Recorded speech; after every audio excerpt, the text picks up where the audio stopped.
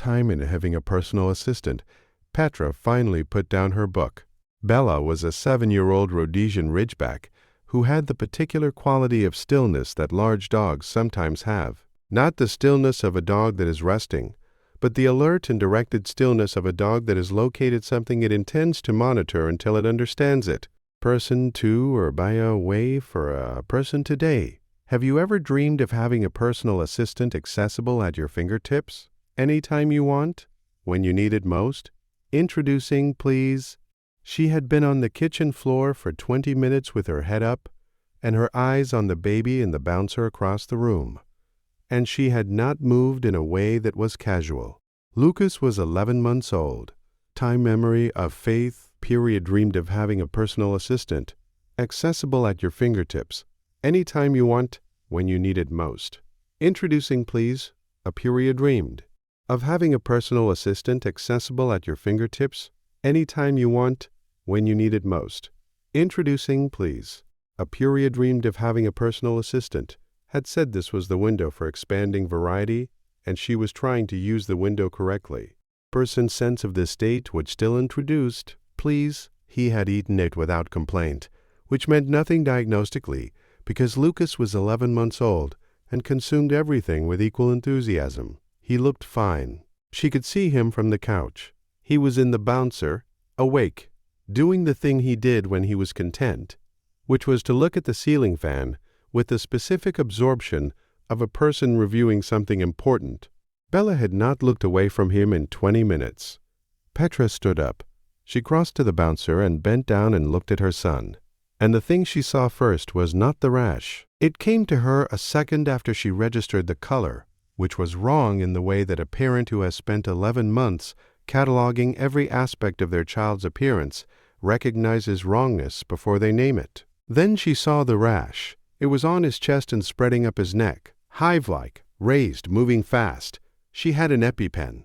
Her older child had a bee allergy, and they had carried an EpiPen for 4 years. Brand assistant, if you stay for stories about what animals sense before we do, you are in the right place. Subscribe so you do not miss the next one. The allergist who saw Lucas 2 days later said that lentils are a member of the legume family, and that legume allergies can include cross-reactivity with peanuts, which Lucas had not yet been tested for, but which they would be addressing immediately, and that the presentation Petra had described, spreading urticaria 11 months ago, was consistent with a moderate allergic response that had been caught at a stage where epinephrine was appropriate and effective. He said, "You caught it early."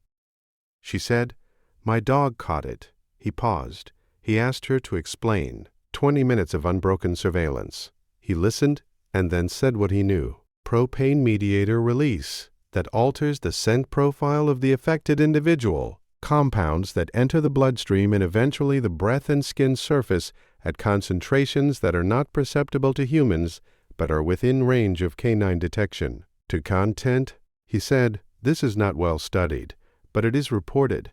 The reports are consistent enough that I don't dismiss them." He said, "Your dog was probably detecting the early systemic response before you could see any skin manifestation." 20 minutes, Petra said. 2 months away from noticing?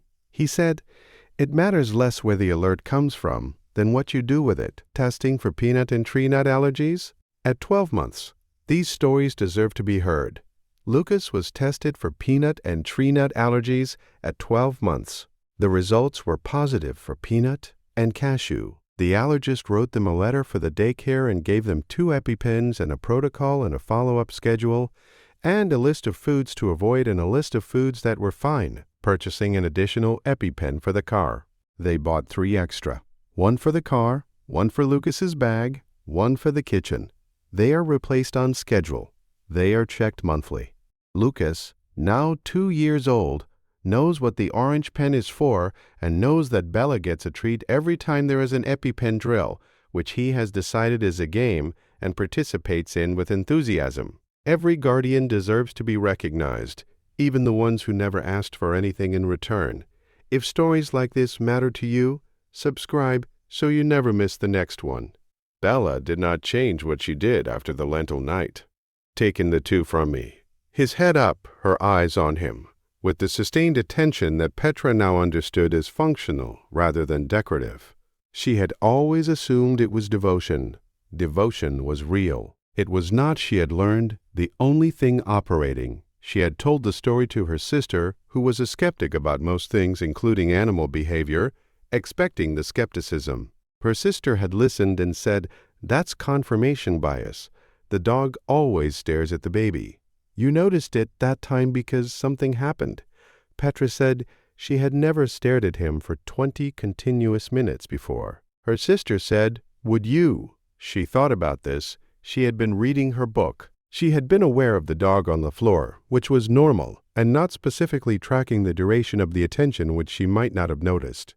She said, "I don't know." What she knew was what she had done when she put the book down. What she knew was the color of her son's neck. Pen in the kitchen drawer. And the way her hands had not shaken because she had practiced this scenario, theoretically, for 4 years with her older child. And the practice had been enough. She did not know, and could not know how much of this had been Bella, and how much had been something she would have noticed anyway. She thought the honest answer was, some of both, and the specific composition did not matter as much as the result. Lucas ate his dinner now in the high chair beside Bella's spot on the kitchen floor. She monitored him from approximately 3 feet, which was the distance at which she had apparently decided that active surveillance required proximity. He had accepted this arrangement as the natural order. He sometimes dropped food in her direction deliberately, which the allergist had told them to discourage, and which Bella interpreted as a gift and accepted accordingly.